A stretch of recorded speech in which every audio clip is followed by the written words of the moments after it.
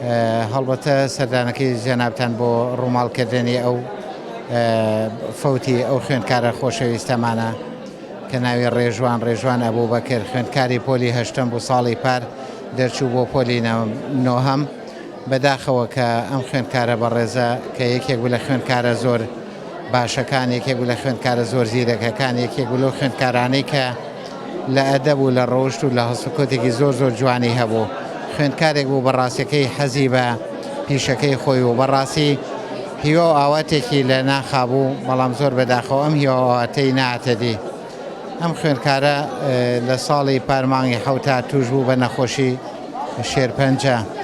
زۆر بەداخەوە کە بەهۆی باری ئابووری کەس و کار و خێزانەکەیەوە نەیانتوانێت زوو فریای بکەون و بتوانن بیبەنە دەرەوەی وڵات کە کاری باشی بۆ بکەن.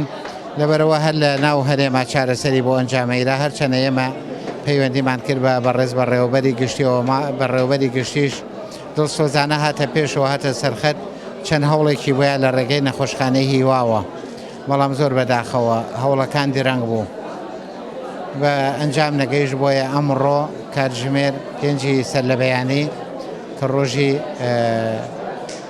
7 چواری 2015 گیانی پاکی بەخشی تەمەندرێژی بۆ هاوڕێکان و بۆ کەس و کار و بۆ مناڵەکان بەجێهێشت بێت.